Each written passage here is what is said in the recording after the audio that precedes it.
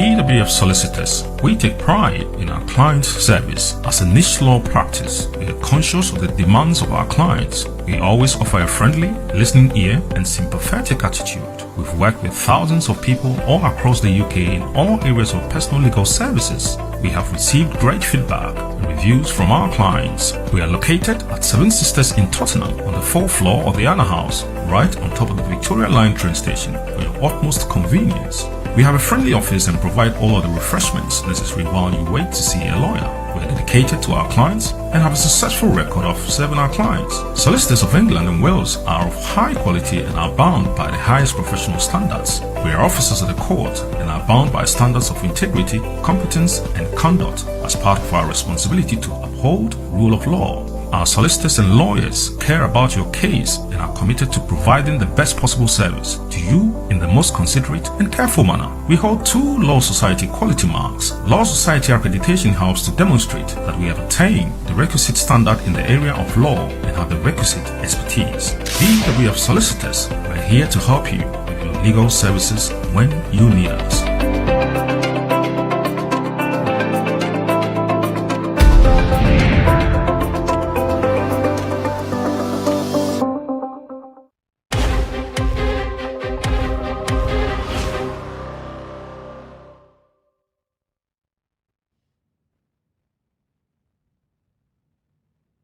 Professional and reliable service to landlords, investors and tenants. Our mission is to ethically and honestly serve our clients. We won't make promises we cannot keep, rather. We present a clear picture of the reality we can offer. We are here to help you with long and short-term let, property management, cash buyers for quick sales, stop repossession and mortgage arrears. For all your property needs, look no further. Visit us at www.victonestates.co.uk or call us on 07448619711. Victon Estates, your property is our pride.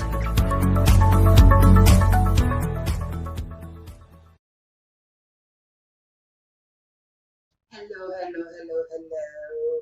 Good afternoon to all my lovely viewers. Good morning, good evening, wherever you are all over the world. Thank you so much for joining us today on our Legal Hour show, Heritage TV, Hanging Out with Vicky. This program is sponsored by Victon Estates, your property company, and BWF Solicitors, the #1 law firm in London, and also Eagle Heights International School, your maths tuition center for your children ages 10 years and above. Their contact number is 075-437-07121. Today we're going to talk about a 10-year route to 5-year route for further leave to remain. And with us this afternoon is our learned lawyer Eunice, who as usual is with us again today and will be taking us through this topic. May I also ask all our viewers, if you have any questions or you have any comments, please do not hesitate. Send us all your questions and queries on all our social media handles: Facebook, YouTube, Periscope, Twitter, Instagram, all our social media handles at Heritage TV, and we'll be able to pass it on to Lawyer Eunice. So let me quickly introduce Lawyer Eunice. Hello, Lawyer Eunice. Hello, Hi. Vicky. How are you?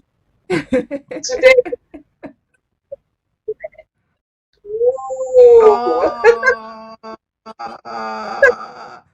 This one is a special day for you. So we pray for more of God's blessings. We pray, oh God, that Lord, you will continue to give her heart's desire. We pray that, Lord, you will continue to give her joy in abundance, that your peace will overflow, that, Father, oh God, whatever her hands touch, that you will prosper it. Father, let her be a blessing, not just to her family, but to everybody around her. Continue, oh God, to cause her, oh God, to prosper and also to fulfill her God-given purpose here on earth. We love you. Mwah.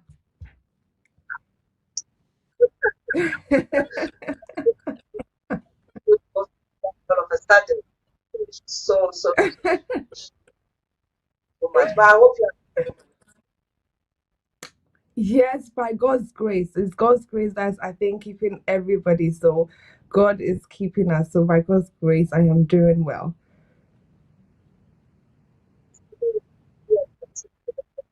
extremely hard. I can understand the pressure and the stress of your well-being. Yes, I think that when you come to look at everybody's job role and everything that everybody does within the law firm, obviously with our work, it is the constant service that we provide to other people. And so you have to be able to take on a lot and to be able to deal and manage and prioritize what you have to do. So it's constant, and it's one of those things that you also have to learn to manage so that you are able to work and also rest at the same time. Yeah. You know, the 10 year to 5 year route for federal leave. The question I want to ask is, what is the 10 year route and 5 year route federal leave to remain? Okay. So when you look at our immigration rules and currently when you look at our Appendix FM of our immigration rules, we have routes to different, should I say, um, family routes to different ways of getting your leave to remain or leave to enter into this country. And so, if for any reason, for instance, somebody wanted to apply as a family member, most people will be applying under our Appendix FM of the immigration rules. But specifically, I want to look at both the parent and the partner route. So, if you're talking about somebody who is applying on the 10-year route, for instance, you're looking to see whether that person will be able to meet the requirements as a parent, for instance, or a partner under our immigration rules. If you look at our immigration rules, there are suitability requirements, there are relationship requirements, there are immigration status requirements, there are English language requirements, and then the financial and accommodation requirement. And so, apart from the suitability requirements, the rest are eligibility requirements. And so, if you are able to meet all of the eligibility requirements, for instance, then you would be able to make the application knowing fully well that you will be on the 5 year route to gaining your leave to remain. If for any reason you are not able to meet all of the requirements, the eligibility requirements, then they will put you on the 5 year, the 10 year route to settlement. And usually, when you look at the immigration rules, a period of at least, they will tell you that you will be given a period of 120 months, for instance, if you are going on the 5 year route. And then on the 10 year route, and then if you are going on the 5 year route for a period of 60 months. So, for any reason whatsoever, if you are not able to meet the requirements, you'll be put on the 10 year route. And then, if you are able to meet all of the requirements, then they will put you on the 5 year route.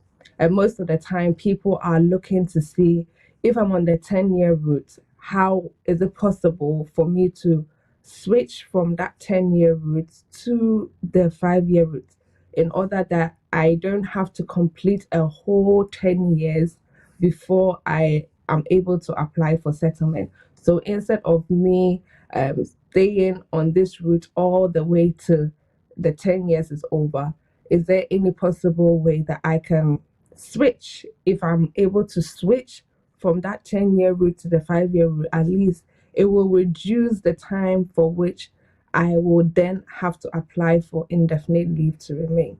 So sometimes people look at it from that angle, and then also from the fact that it will also reduce the number of times I have to pay to reapply, because you're having to reapply and pay the same application fee, pay the same immigration health surcharge. So if I can reduce the number of times that I have to apply, then why not? So these are some of the reasons why, for instance, some people would want to switch from either the 10-year route to the 5-year route. So it makes sense for people who are applying, for instance, as a parent or as a partner, to be able to make that switch and then reduce the time for which they'll be making that application to settlement, or even the cost that will be involved in making the application, let's say 4 times, before you are able to apply for indefinite leave to remain. So yes, in short, if you meet all of the requirements, you'll be put on the 5-year route, and then if you don't, you would usually be put on the 10-year route to settlement. The requirements needs to be met to Okay, so in terms of the requirements, I briefly mentioned what they will be looking for. So, for instance, if I'm a parent and I'm applying under our Appendix F of the immigration rules, the requirements will be such that I will have to meet the suitability requirements. So, suitability requirements, for instance, they will say that your application will be refused if, for instance, you've been excluded from the United Kingdom because of your conduct or because of your criminal behavior, or you have been issued with a deportation order because you've been sentenced to some period of imprisonment, either 12 months or more. And so if somebody like that has any sort of deportation order or exclusion order, usually that application will be refused. But where they have some discretion is where, for instance, they say that, for instance, you gave some false information or you submitted some false documents in terms of an application that was made, and you didn't disclose certain information. Those are things that they may look and see whether they would grant or would not grant. Or if, for instance, you owe the NHS, so you've used the National Health Service, and for some reason you have acquired certain debts and you haven't made any, should I say, commitment to pay those debts, because the NHS is not for free. So if you're an immigrant, they will tell you that unless you have some leave to remain here where you have paid for the IHS, unfortunately, it will not be for free. And so you have to pay certain charges in terms of your medical bills. If those charges are not paid, they may or may not grant you leave. Or, for instance, they may say that you have some litigation debts. You've acquired some litigation debts. You were meant to pay some monies to the courts, or meant to pay some debts in terms of some court hearings, and you haven't done so. They may or may not grant you leave. And these are some of the things that they look at in terms of whether you meet certain suitability requirements or not. And for some people, if they feel like you've committed a crime that has not received a prison sentence, so that will be a non-custodial sentence, and for some reason you haven't disclosed that information to them as well, that could be something that will cause them to grant or not grant you further leave to remain. So these are some of the things that they look out for when they look at applications that are from different applicants, wherever their application may be coming from. And then if you are looking at the requirements in terms of a parent, they are looking at your relationship with that child. Do you have sole responsibility for that child, or are you somebody who has direct access to that child? So you don't necessarily live with that child, but then you are able to go and see this child physically. So it's more about the direct or the physical contact rather than the telephone or the should I say video calls. And then they're looking to see if this child normally lives with you. So if this child normally lives with you, then of course you may be able to show that you have some parental relationship with this child. And then they're looking for evidence that will be able to show that you have that relationship with this child who is either British or settled or has lived here continuously for a 7-year period. And the evidence would usually be a birth certificate, for instance, to show that you have some sort of relationship with this child. It could also be a court order which says that you have parental responsibility for this child. And then it could also be the fact that maybe the two parents are not living together, so the other parent who lives with the child is able to write a supporting letter to say, well, this parent, even though the child does not live with this parent is able to come and take this child to school or take this child to medical appointments or take this child out whenever the need arises, and so on and so forth. And then if for any reason the school or the GP can also write a letter to that effect, that will also help, because the school is an official source and the GP is also an official source. So those sources are also seen as credible. So if the school or the GP can write a letter to the effect that maybe they know that this other parent is the one that comes to pick this child or brings the child or attends parents' evening, then they will be able to write that in a letter form and then send it to the parent so that the parent can use that as a way of showing that they also have some sort of responsibility for this child. So in terms of the relationship requirement, if you're a parent, that will be some of the things that they will be looking to see. And then they have the immigration status requirement. And with the immigration status requirement, they want to know whether you have a visa which is for 6 months or less. And if you have such a visa, then you will not meet that immigration status requirements, because it is not for people who have 6 months leave or 6 months visit visa to remain in the UK. And then they want to know whether you have breached any immigration rules. So if you have overstayed or you came into the UK illegally, then of course you wouldn't be able to meet the immigration status requirement. And then when you come to our financial and, should I say, accommodation requirement, as a parent, they're looking to see whether your income is such that you would not be able to rely on the state, or you would not be receiving any sort of benefits from the state. So would you be able to maintain yourself and the child?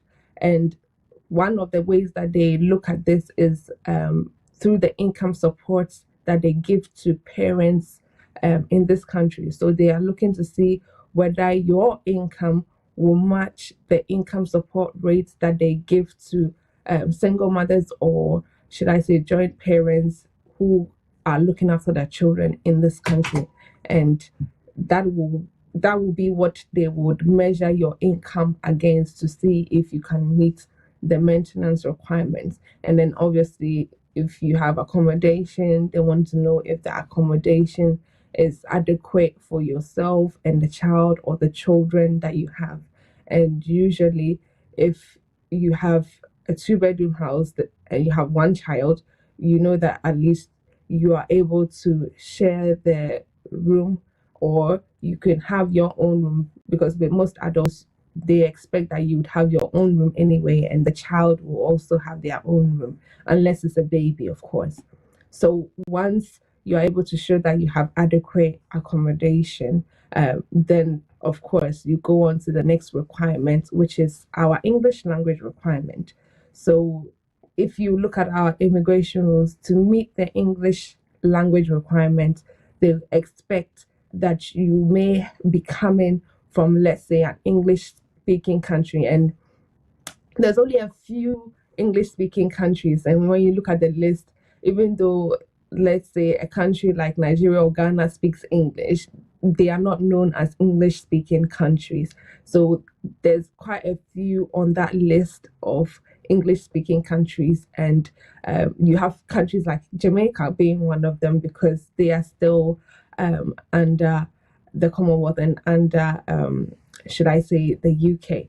And then you have countries like America and Britain and other Caribbean countries, a few of them that are on that list of English speaking countries. So if you're not on that list, you either have to be able to show that you have an undergraduate degree which was taught in English and has been certified to be at least a level A1 or A2 or even B1 or further by the NARIC institution. If not, then you will be able to do the test, which is an English speaking and listening test that will enable you to be able to show that you can meet the English language requirement either at a level A1 or above. So once you've been able to meet all the eligibility requirements, which is the relationship requirement, the immigration status requirement, the financial and accommodation requirement, and the English language requirement, then you are on your way to being put on the 5-year route instead of the 10-year route to settlement.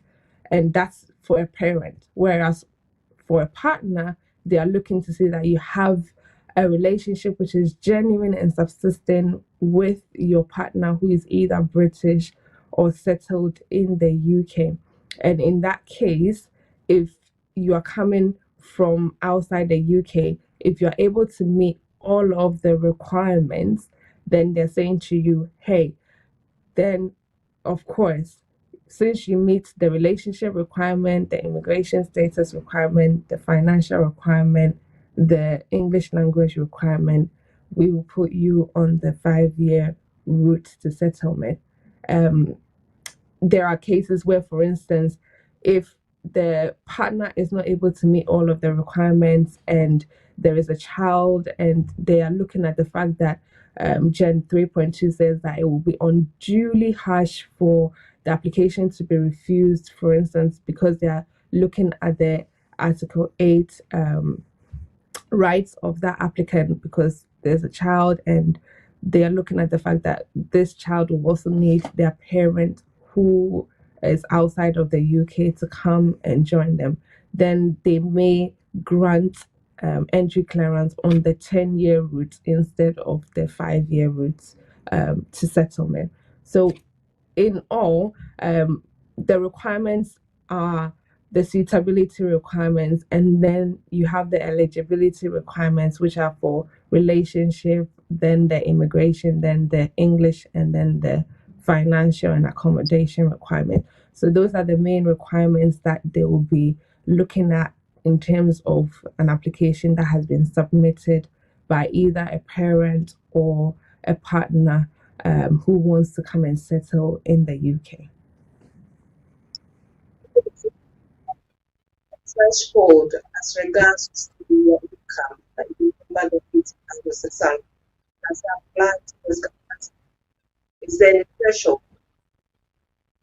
Yeah, so for partners, definitely there is that threshold of the 18,600 to be met. And so obviously they expect that you will be able to meet that 18,600 so that you're not a burden to the state, or you are not going to be receiving benefits to be able to care for yourself or cater for yourself. And so that requirement is a requirement that has to be met for people who are applying as partners or as a married couple. And if you are not able to meet it, that means that, of course, you can't be put on that 5-year route to settlement.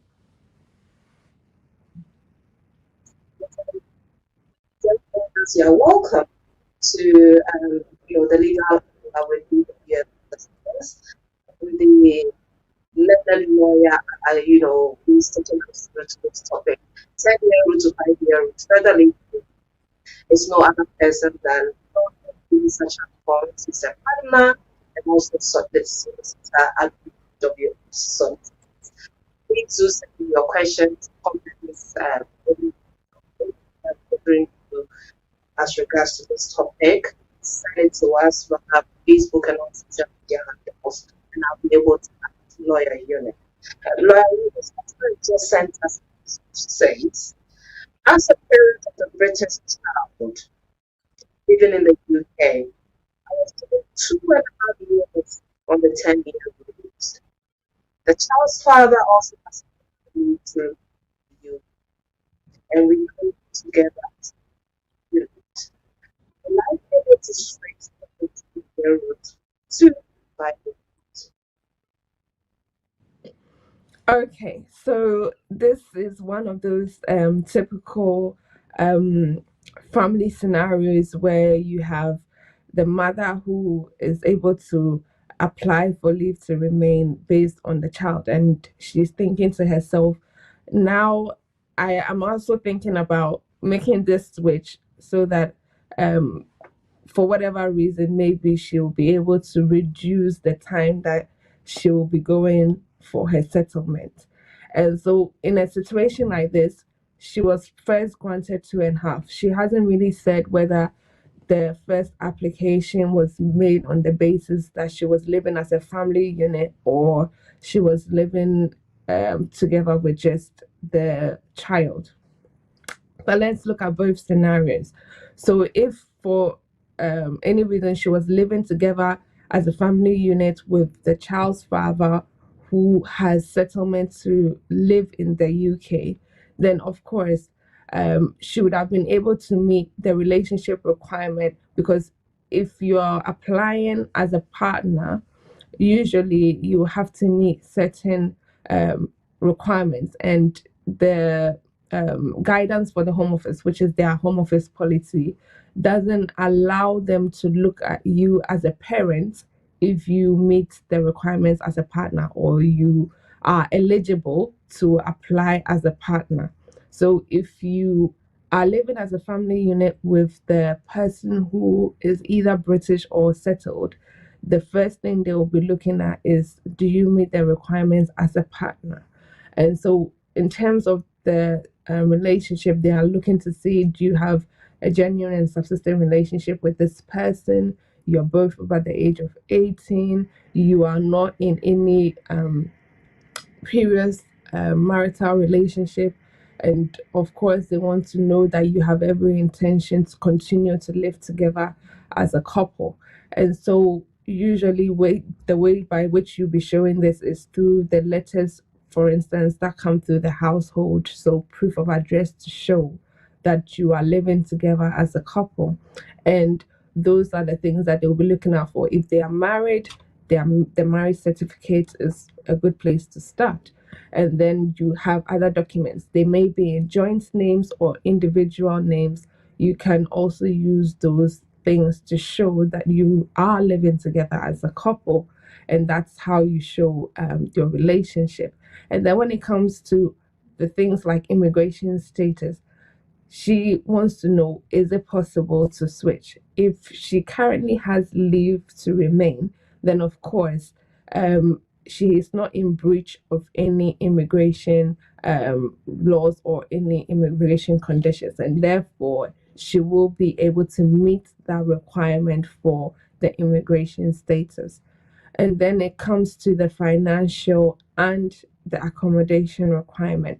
In terms of the financial or accommodation requirement, they want to be able to see whether her income or together with her husband, both their incomes will be able to meet that 18,600 threshold.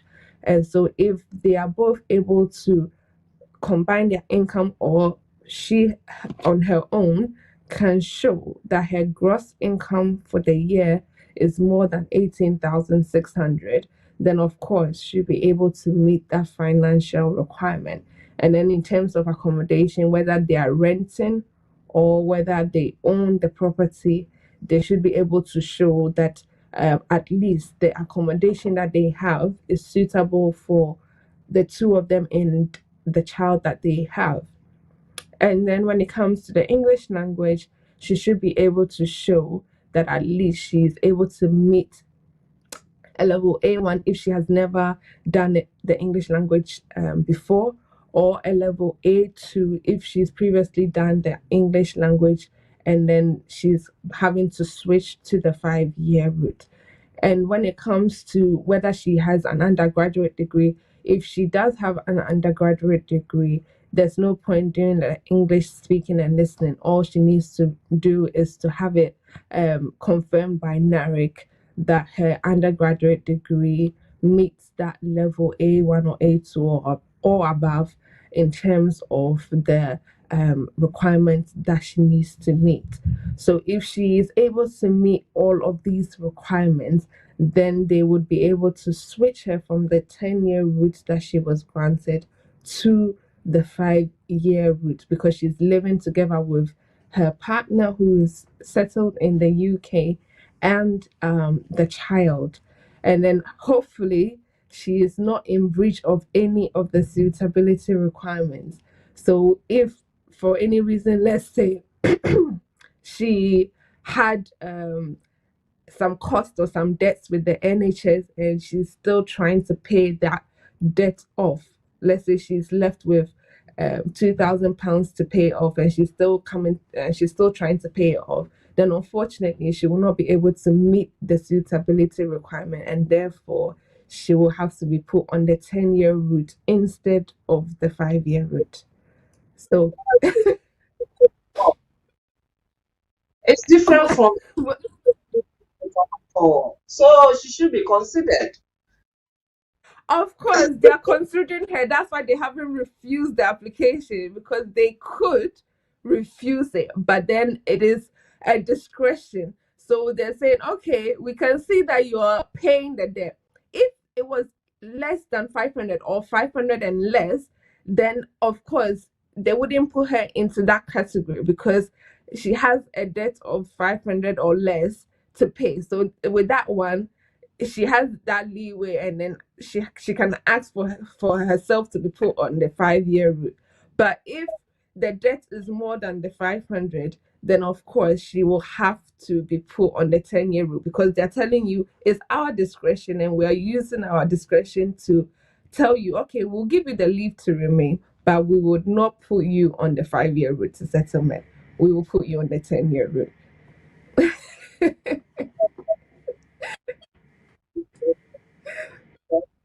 We are still understand why I am trying to explain it. Yeah. This because this 20,000, it would take a maybe over 5 years to pay the money off. Yeah. And can you imagine? Because obviously you have that debt, so they're trying to tell you might as well just stay on the 10-year route because you still have a lot of debts to pay. Yes. Yeah. That's very interesting. Anyway, I've got my home here. So before I read the next question, I would like to quickly acknowledge who have tuned in and are watching us. I've got Bridget Odubasi. Please forgive me if I didn't pronounce your surname right. I've got Nana Yalberima as well. Let me quickly go on the question this time.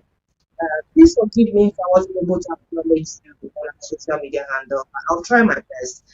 Like, Mohammed is saying that currently I'm able to go and see my son every weekend and sometimes until school days. My son is British and his mother is also British. I will soon be applying for leave to remain based on my son. It's good. And how can I do the switch if I'm good? Okay. So you have a father in this scenario who is not living with the child. And so they are trying to find out if it's possible that they can also switch from the 10-year route to the 5-year route in this case. So if you look at the parent rules or our Appendix FM of the immigration rules, if you're a parent and you are trying to make the switch, then it means that you are going to have to be able to show that you can meet all of the requirements.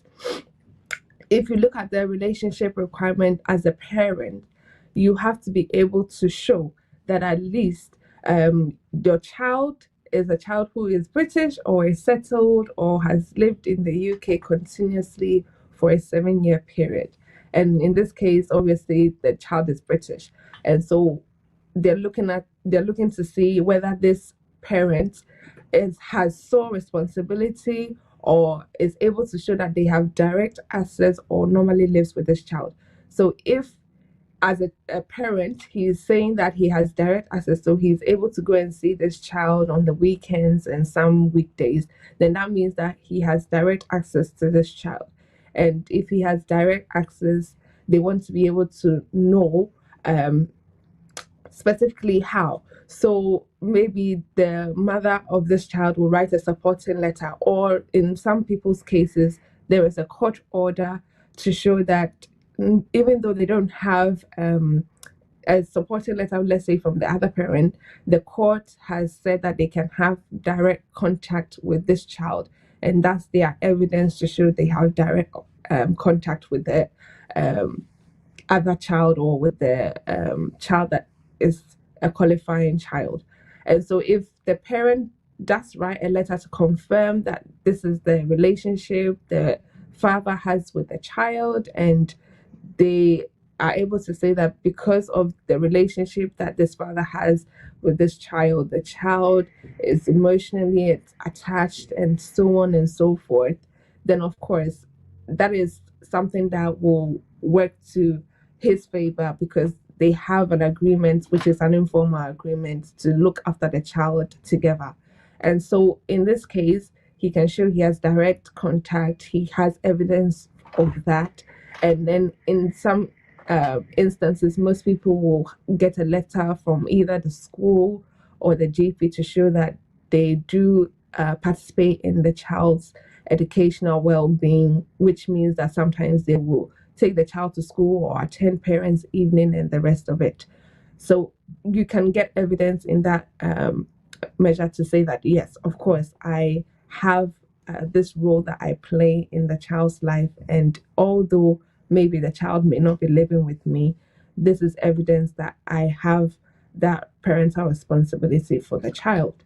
And then, of course, the birth certificate is important as well. If the father is listed on there, that would show that, of course, he is the other parent with parental responsibility for the child. And then you also have to be able to meet the immigration status just as before. If he's able to show that now that he's now going for his first 2.5, even though maybe he may not meet the requirements for immigration status now, because he has that direct access to the child, they'll be looking at that to say that, okay, yes, you have been able to show you have a relationship with the child. Now, because you can't meet the immigration status requirement, we have something that we call EX1, which is an exception to the eligibility requirements.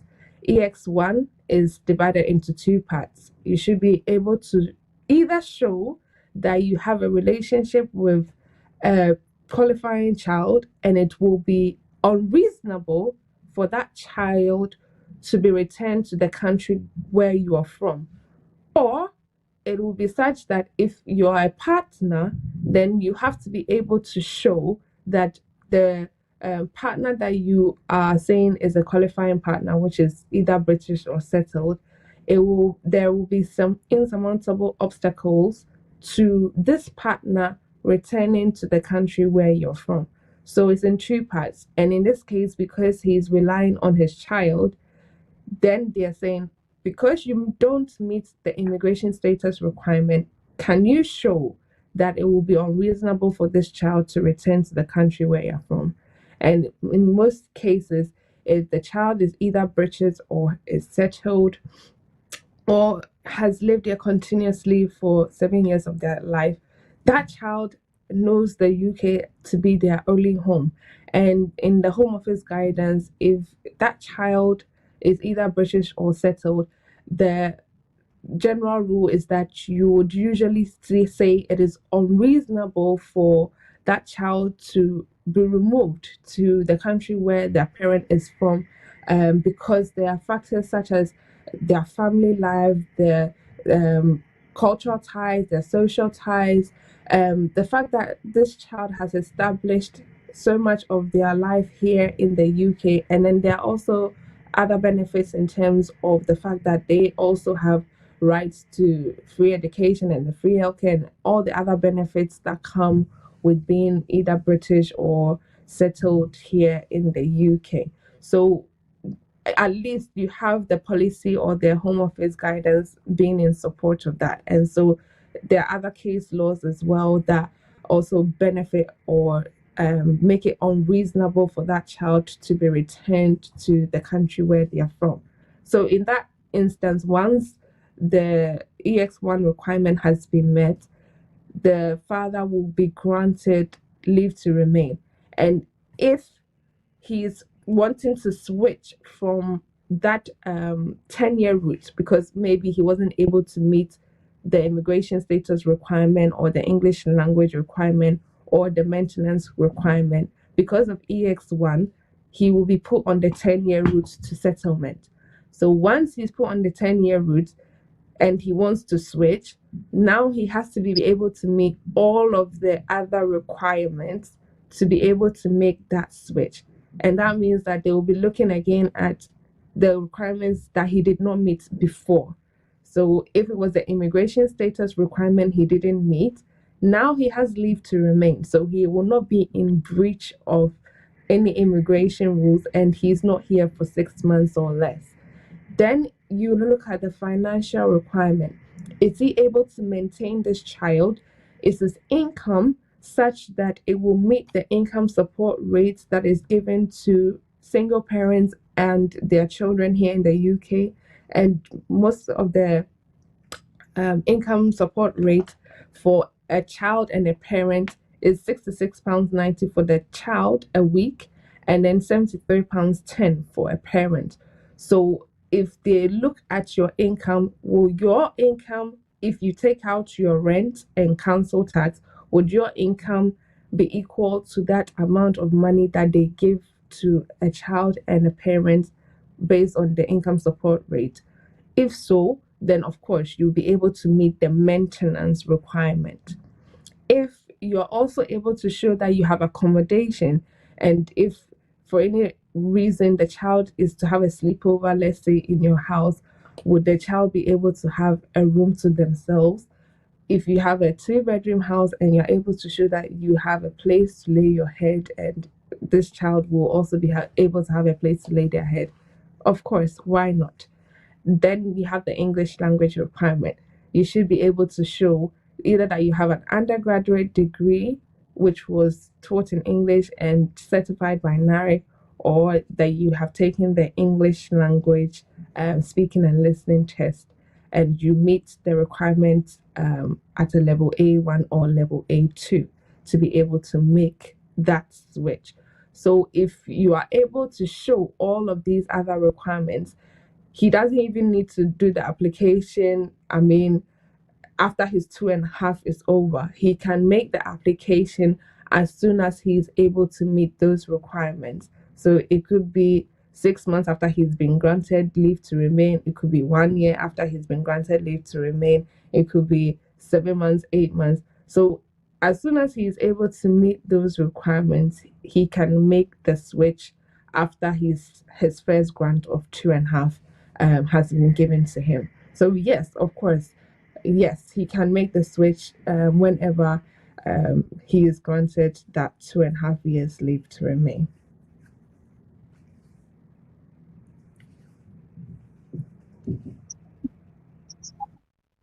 Years of their life since being born. I was granted leave to remain as a parent of 10 years. How can I switch? Okay, so in an instance like this, where let's say you have both parents who currently are on leave to remain, or one of the parent is on leave to remain, you are able to show that for any reason or the other, because you're a parent, as I've said previously for the other person that asked the question, if you are able to show that you are able to meet all of the eligibility requirements, and then also you don't fall foul of any of the suitability requirements as well, then you will be able to make that switch to the 5-year route, if you're able to show that you are able to meet the relationship requirements. So you, maybe in her case, she has sole responsibility for the child, and so this child is the child that normally lives with her. She's able to show that she's the one that makes the decisions or the important decisions in this child's life. Then, of course, things like the school letter, the GP letter, the birth certificate, all those things will show that she has responsibility for this child. And then, of course, the immigration status requirement, if she has leave to remain, she will be able to meet that. And the financial requirement means that she should be able to show that she's working and is not depending on the public purse. So she's not dependent on public funds to be able to meet this requirement, but that she's working, she's earning her own income to be able to meet this requirement. And so her income is, should I say, equal to or even more than the income support rate that is given to, should I say, single mothers and their children here in the UK. And also the fact that the accommodation is suitable for herself and the child. And once she's also done the English language, or she's able to show she's got an undergraduate degree, then that English language requirement will be met. So once all of those requirements are met and there are no suitability requirements that are lurking somewhere, then she would be able to make that switch from the 10-year route to the 5-year route as a parent of a child who is either British or, should I say, settled in the UK.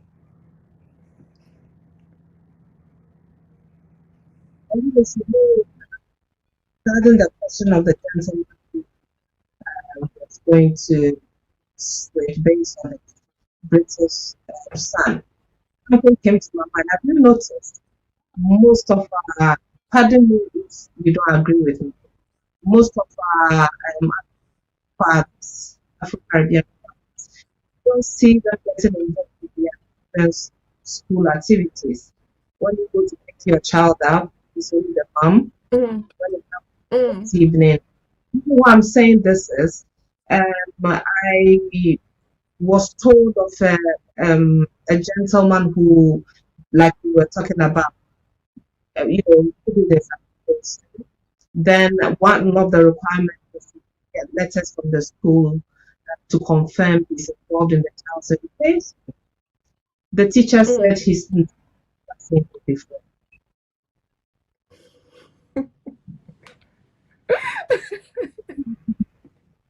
So since then, I started looking out. When I go to my kids' school, those times they were in primary school, and there's parents, you can count how many, Afro-Caribbean men. The rest are all women. Yeah. Yes. Dropping 90% women. So I'm asking myself, so when it comes to this situation, just imagine. Yeah. I think obviously in real life this is what sometimes happens. But I think that the dynamic is slightly changing. Yeah. Because for me, for instance, when I was in school, because my mom was a teacher in my secondary school, my dad had to make the effort to come for parents' evening. It wouldn't be my mom. It had to be my dad. So my dad will make the effort and come for parents' evening because my mom was the teacher. And so no excuse. Whereas now you have the should I say, in the roles changing slightly. So now I think men are becoming a bit more involved in their children's lives, regardless of whether they have status or no status. Of course, if you don't have status, you will be doing this to be able to get the status because you know that it will count. But even regardless of that, I feel like now the role is changing, because whenever I have to take my daughter to school, even though there are fewer men, but I can see that there are more men than when I was back in school that are coming to drop their kids off or are coming to pick up their kids. Yes. So it helps that the role is changing. It might not be 50-50, but at least it's an improvement to what was usually the case. And I think that it's good that men become more involved in their children's lives, because at the end of the day, it's not just, let's say, the woman's job to keep the children, also care for the children, because a child that is living and being brought up in a family home where both parents are very much involved in their lives has a very good upbringing, I mean, from the get-go. And I think that most people will support that view, that children who come from a well brought up family and when the parents are together always do well in school. So that's one of the statistics that's out there as well. Yes. So in terms, Yeah. I think that on the men's, just to speak for the men a little bit, you realize that it's the men who do the full time. So let's say has to be at work as yeah, early as 6 and finish very late. Then the women probably will be doing yeah, part time. So with that, the woman yeah, is able to support the child, also keep the child out, of so course. Yeah, stand more yeah. sibling and things You like that see, as well. you've even got the answers, so it's perfect. Yes. So definitely, in terms of this man's question, where, for instance, yes, now they've realized, okay, my wife is going to be able to make this switch. Can I also make that switch? Because we are both coming from the same family home. So in this case, where the father is also a father who has leave to remain just like the mother does, yes, of course, if the father is able to show, obviously, that they have that parental responsibility for the child, which will include um, official sources of letters from either the school or the GP to say, yes, we know that this father is a father that brings the child, or sometimes comes for appointments with this child. So we can see that this father has that role, or is responsible for this child in terms of their education or their well-being and the rest of it. When it comes to the immigration status requirements, if he's able to show that he has leave to remain and it has not expired and is continuing, yes, he will be able to meet that immigration status requirement.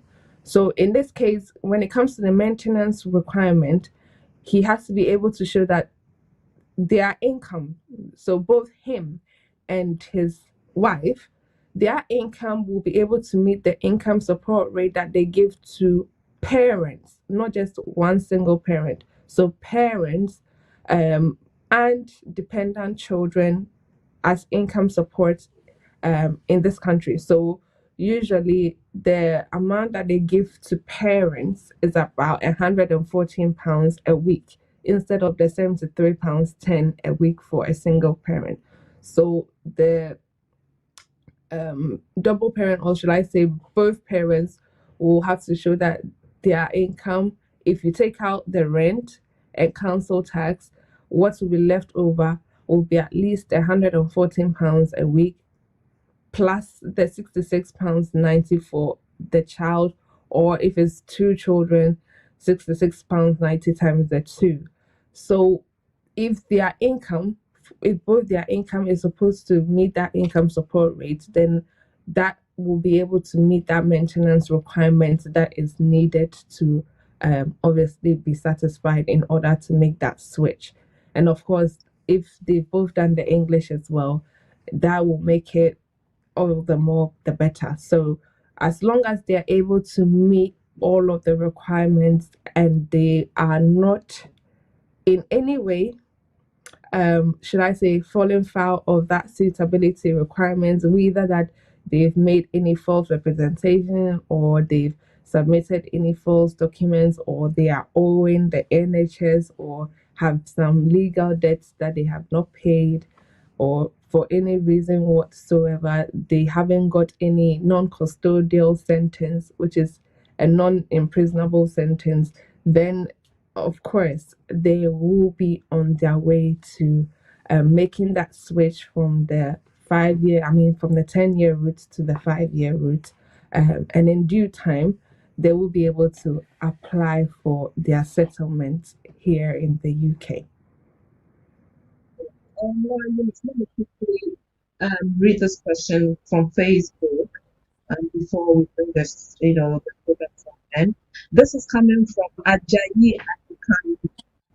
He says that I have a brother that got a pending police case, but has two British kids and a partner who is British, but they are not married.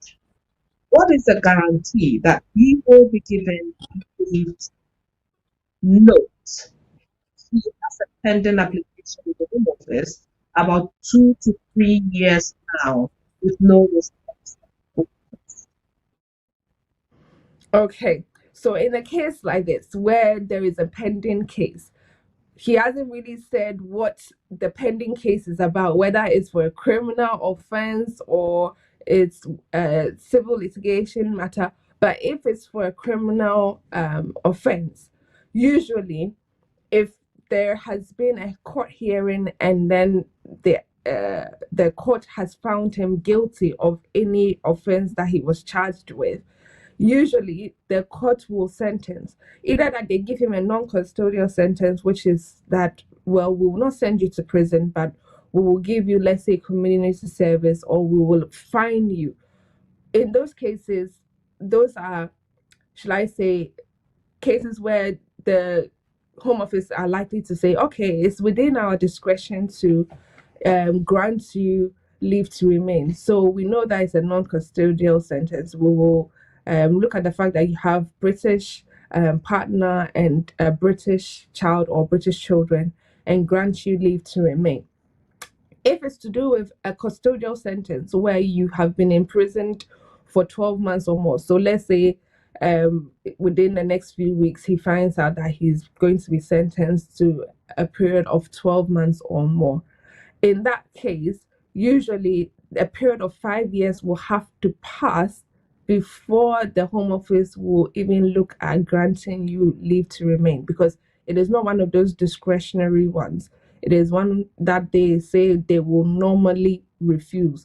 So if they will, then it means that it's one of those ones where they have to say they will have to look at you after a period of 5 years before they actually think or even imagine that they will give you leave to remain. So depending on the sentence is given, either that he will have to wait and then apply again, or they can still give him leave to remain and then tell him that they will put him on the 10-year route to settlement. Of course, usually if he's with the partner and the children, he will be granted 2.5 years on the 10-year route based on the fact that he has a partner who is British. Yeah. So I understand, what does it mean if his application has been with the Home Office for 2 to 3 years? Is it because of the pending police case? How long does it take? Because I'm not sure if it's because of the pending police matter, because of course it wouldn't take 3 years for the police to be able to charge somebody and then take them to court. Usually, if they have charged you and of course they are waiting for a court hearing, the court hearing date would have been sometime early. it wouldn't take 3 years for the police to bring a case to court. So I'm guessing, I'm not very sure the basis on which the application was made, but whoever made the application on his behalf needs to follow it up, because I'm not sure what application was made in the first place, whether it was based on his spouse and the children. And if it was even based on his spouse and the children, this is something that should be chased up a long time ago, because it shouldn't take 3 years for the Home Office to make a decision on such an application. So, of course, if they have a legal representative, the legal representative should be chasing them up in terms of a pre-action protocol and making them aware that they have basically been unreasonable in their decision making, and the delay has been painful for their clients and the rest of it. So, of course, they should chase it up and see what's going on. Arrested and released, but they said they were looking for more evidence to charge him. The application was also based on the case. So if he was released, but the application was also based on his case. Okay, so if the application was based on the fact that he has British children, was he able to show that maybe he was not living with the partner, but he had a relationship with the children? So if, for instance, he wasn't living with the partner, but was living on his own, and he was saying that he wanted to make an application based on the children, then he should have evidence to say that, yes, I am the children's father, but I also play a role in their lives. Yes, the mother can write a supporting letter to say, okay, maybe he comes to see the children. Sometimes it's better that you have letters from the official source, which also prove that you have that role that you play in the children's lives, and you are looking after their educational well-being as well as even their health and the rest of it. So some parents will take their children to church or the mosque or whatever it is, and they can get a letter to such effect as well. So if he hasn't got the evidence to prove it, then unfortunately, the Home Office sometimes, instead of them to ask, they will not ask, and then they'll just sit on the application. And if he is somebody who is also a persistent offender, and they know him to be somebody who is on the criminal radar as a persistent offender, that will be another thing that they will also sit on to sort of weigh and see if they should grant him or not. But even those things should not cause them to refuse the application. So if the father has evidence that his partner or the children's mother can say that this is evidence that he looks after his children, maybe the school or maybe the GP can provide a letter that he's an emergency contact listed on the children's database. Those things can help in them granting him his leave to remain. So yes, they should follow up, and I hope every evidence possible can be provided to show that he has that role.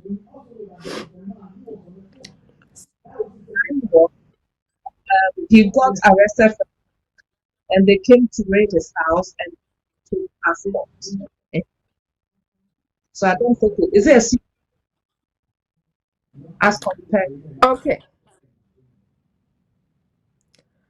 Even if the police raid your house and take your passport, well, that does not mean that you have been charged with a criminal offense for which you will receive a prison sentence.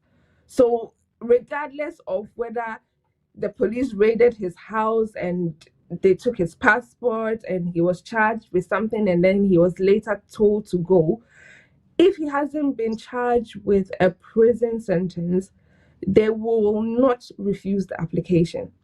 So if there was a prison sentence of 12 months or more, then of course, then I'll be thinking, yes, he will have that application, refused.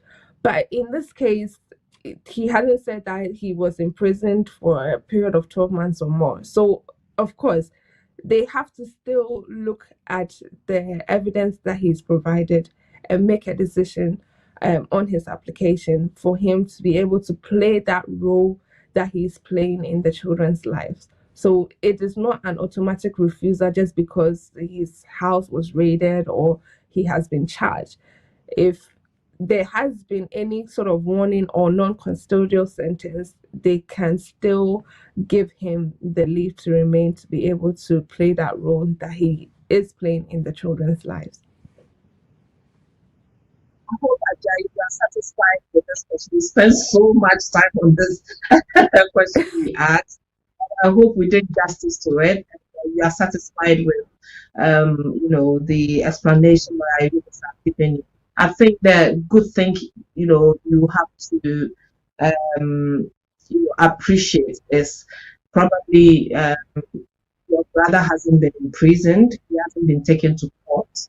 So at least just to give a tangible reason why he was in possession of a fake passport. But if you want to get in touch with lawyer Eunice and go further into details with her and seek her legal counsel, she will put her details at the end of the show, which will be in a few seconds, and you can contact her and she'll be able to, or if possible, get your brother to see her. So lawyer Eunice, your final word. Okay, so based on this topic, I know that it's something that has caused a lot of interest, and if for any reason you want to have a chat with me or want us to at least service you in any legal way, please do not hesitate to contact myself, Eunice, on 075 35 81 3910. And as Vicky always says, I am one of the solicitors at BWF Solicitors, and we are situated in Seven Sisters. So our address is the 4th floor of Anna House. So 4th floor of Anna House, 214 to 218 Tottenham High Road, and our postcode is N15 4NP. So N15 4NP, and we're very, very close to the Seven Sisters Underground Station. And usually we tell most people that when you are coming, because we are currently during our corona lockdown, we are keeping very much to the government guidelines, and we ask people to wash their hands even before they enter our reception area. And once they've even entered the reception area, we are able to give them hand sanitizers and masks if they don't have any mask on. And we do make sure that they are keeping the social distance of at least 1.1 or even more, so that they are not in close proximity with us. So yes, we are keeping very much to the government guidelines, and if you want to come to our premises, we are open from Monday to Friday, from 9:30 a.m. to 6 p.m. We do deal with other issues apart from immigration law. It includes things like family matters, child arrangement orders, things like divorces, and even things to do with non-molestation and occupation orders, and other civil litigation matters as well. So if you do require our legal services, do make sure to call us. I have given my number out, but our office number is 0208 493 7340. So 0208 493 7340. And Vicky, I am so happy that we get to celebrate your birthday this way. Enjoy the rest of the day and enjoy the years and the days to come. So we look forward to matching up like this again. I'm so happy. So that wasn't planned, but we are sisters. Yes. We are sisters. and family. So please take good care of yourself. And I also like to take this opportunity to thank all my social media, viewers, followers. The birthday messages are phenomenal. The messages keep coming in, and all those presents are received. Please remember me in your thoughts that the Lord will give us the strength and ability to educate you and impact you. Thank you so much for your prayers. I'm short of words. Thank you, everybody, for all your well wishes. Before you go, I also want to announce that BWF Solicitors will be coming up 4 o'clock on their Facebook page at BWF Solicitors, and the therefore I'm the CEO of BWF Solicitors. Yes, the main founder, the CEO, whichever way you can put it. So, Uncle Ben is going to talk about recognition of overseas divorce. So it's very, informative topic. So I want you to tune in at 4 p.m. This topic is recognition of overseas divorce, and some of the areas that will be discussed is what other proceedings, and to go through when divorce, and types of Ghana divorce, and whether if you don't have a marriage certificate, can you still divorce, and more questions. So tune in and listen to it, and probably you might know somebody who might need this information. Yeah. So on that note, Laura, you must take good care of yourself. Thank you so much.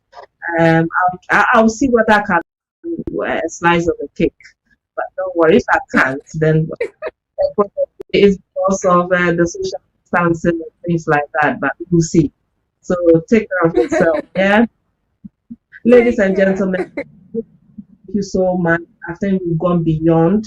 I would like to thank Mr. Adi Thomas for your patience. Even though we've gone beyond, the time, you've been patient with us. God richly bless you. All the team at Heritage TV, we thank you so much. Until I see you next week, take good care of yourself and stay blessed. Bye-bye.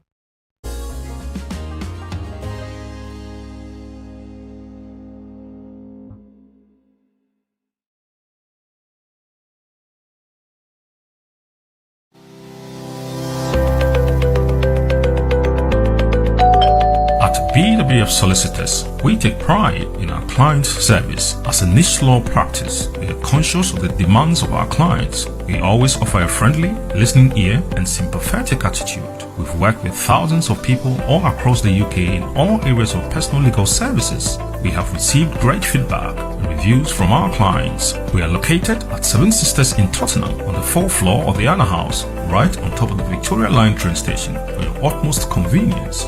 We have a friendly office and provide all of the refreshments necessary while you wait to see a lawyer. We are dedicated to our clients and have a successful record of serving our clients. Solicitors of England and Wales are of high quality and are bound by the highest professional standards. We are officers of the court and are bound by standards of integrity, competence and conduct as part of our responsibility to uphold rule of law. Our solicitors and lawyers care about your case and are committed to providing the best possible service to you in the most considerate and careful manner. We hold 2 Law Society quality marks. Law Society accreditation helps to demonstrate that we have attained the requisite standard in the area of law and have the requisite expertise. BWF Solicitors, we're here to help you with your legal services when you need us.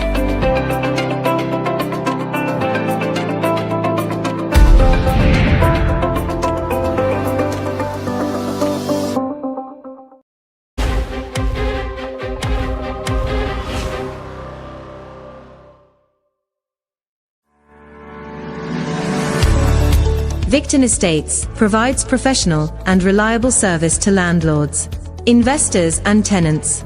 Our mission is to ethically and honestly serve our clients. We won't make promises we cannot keep, rather. We present a clear picture of the reality we can offer. We are here to help you with long and short-term let, property management, cash buyers for quick sales, stock repossession and mortgage arrears. For all your property needs, look no further. Visit us at www.victonestates.co.uk or call us on 07448619711. Victon Estates, your property is our pride.